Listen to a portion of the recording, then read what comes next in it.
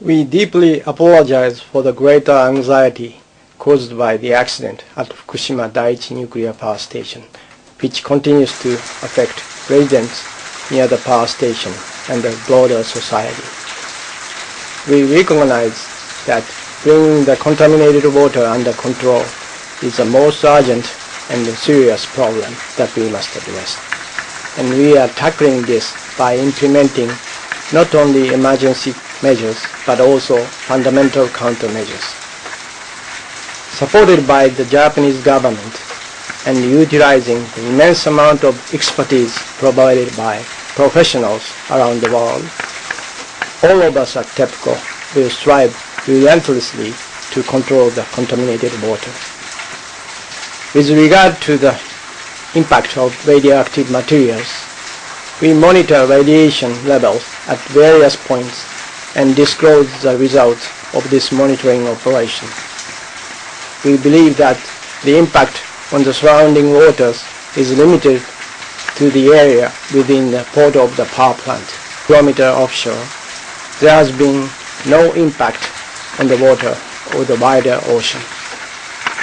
We will continue to announce all relevant information in a timely and proper manner. Yesterday, officials in Japan announced that radiation levels around tanks storing contaminated water at the crippled Fukushima nuclear power plant have reached a new high. The alarming new levels are high enough to provide a lethal dose of radiation within hours to someone standing near contaminated areas without protective gear. Meanwhile, the Japanese government also announced plans yesterday to spend upwards of $470 million on a subterranean ice wall in a desperate move to stop further leaks of radioactive water from the stricken nuclear power plants. Japanese Prime Minister Shinzo Abe said that instead of leaving this up to TEPCO, the government will step forward and take charge. The ice wall would freeze the ground to a depth of up to 100 feet through a system of pipes carrying a coolant as cold as 40 degrees below zero Fahrenheit. This would prevent contaminated water from escaping from the stricken plant's immediate surroundings. It would also keep underground water from entering the reactor and turbine buildings where much of that radioactive water is collected. Ice walls have been used before to deal with radioactive materials, most notably by the U.S. Department of Energy at the former Oak Ridge National Laboratory in Tennessee. But many people are skeptical of the Japanese government's plans. They argue that the sheer operating costs of the ice wall could prove to be too much of a burden. With Japan now scrambling to find ways to prevent even more destruction and devastation from the Fukushima nuclear disaster, it should be pretty clear that the time to say no more to nuclear power is now. The people trying to bring the Olympics to Tokyo find themselves answering question after question about the leaks. On Saturday, the International Olympic Committee will choose the host city for the Games in 2020. We in Japan have witnessed the significant role athletes and sports can play in society. Now we are determined to share their inspiration and promote the Olympic values for young people around the world. Members of the Tokyo Big Committee held a news conference in Buenos Aires ahead of the IOC meeting. Reporters asked 6 questions. 4 of them were about the safety of Tokyo. Situation in Fukushima radiation. I'd like to assure you that there is no risk like the one you might imagine in Tokyo. Takeda said radiation levels in Tokyo are the same as those in any other city in the world. Officials at the Tokyo Electric Power Company have warned of a potential new problem at the Fukushima Daiichi nuclear plant. They say radioactive water that leaked from a storage tank last month may have merged with groundwater. TEPCO says it collected samples of groundwater from a monitoring well about 10 meters from the faulty tank. Tests showed the water contained high levels of radioactive substances. Last month, TEPCO discovered more than 300 tons of contaminated water had leaked from the tank. Company officials said some of that water may have reached the sea. A steam leak was reported at another one of Japan's nuclear plants on Thursday, but it contained no radioactive substances. The Oi nuclear plant is located in Fukui Prefecture. The Kansai Electric Power Company says an employee accidentally opened a valve that sent steam bursting out. Witnesses say it was as high as 3 meters. 20 workers were evacuated and no one was hurt. The reactor was shut down for regular safety inspections 2 days ago. It had been one of only 2 online reactors in the country. Japan's top nuclear regulator says she's convinced a nuclear plant in northeastern Japan stands on active faults. Investigators with the Nuclear Regulation Authority have just wrapped up a second survey of the Higashidori plant. Agency Commissioner Kunihiko Shimazaki spoke after the team finished its work. Investigators focused on a trench dug along one of the faults. They conducted a similar study late last year.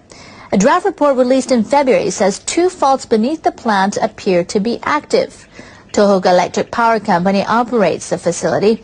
Officials there are challenging the agency's findings. They've launched their own investigation. Engineers at the Fukushima Daiichi nuclear plant are preparing to test a government plan to contain leaks of radioactive water. They're going to create a frozen wall of soil underground. Officials estimate about 400 tons of groundwater flows in every day. The water becomes contaminated once inside the reactor buildings. Japanese leaders have committed $320 million to help keep it out. The people at Tokyo Electric Power Company released video for the first time of groundwater flowing into a turbine building. Engineers will use a small plot of land near the reactors for the test. They'll drive steel pipes 30 meters into the ground. Then they'll pump in a liquid chemical at minus 40 degrees Celsius to freeze the soil and create a wall. They're planning to start in mid-October. They'll see if the wall works and how to maintain it. Leaders are hoping the full wall can be in place by March 2015. Researchers at 2 Japanese universities are testing an idea they hope will revolutionize the way we grow vegetables. They're developing what they say are efficient, sustainable factories that can fit anywhere from a parking lot to a home. Researchers at Chiba University are taking a great interest in the development of vegetable factories. They've devoted about a hectare of their campus to an experimental indoor farm. They produce 3,000 heads of lettuce a day there. Computers control all the lighting, nutrition, and carbon dioxide. It makes production more stable and efficient. We can produce vegetables about 100 times more efficiently than on an outdoor farm. That is an effective way for the future.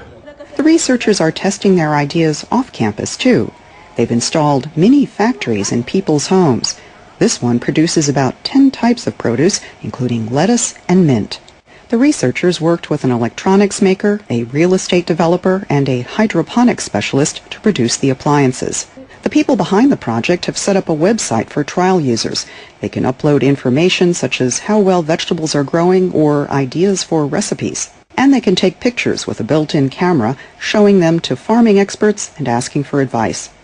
We're in the test phase right now, but we hope it'll become a standard appliance. Scientists at another university believe vegetable factories can have therapeutic value. In April, researchers at the University of Tokyo set up a small factory in the grounds of a housing complex. They asked local retirees to look after the day-to-day production. The factory produces 4 kinds of leafy vegetables, including lettuce and potherb mustard. Workers vary the levels of lighting and nutrition to try to find the most efficient growing conditions. Growing vegetables energizes me. With minimal manual labor and temperatures kept at a cool 20 degrees Celsius, it's a lot easier than tilling the fields. Toshio Nakamura joined the project after retiring from a major electronics manufacturer. He says he wanted to try something new. He uses expertise from his old career, collecting and analyzing data to see how different conditions affect growth. It's fun to grow vegetables and think about factors like carbon dioxide levels. When he returns home, he compiles the results and sends them to the university. It's great to have somewhere I can put my skills to good use. Universities and corporations are pouring time and money into developing these high-tech farming systems. They believe one day soon, vegetable factories will be a common sight in city centers or even in our living rooms.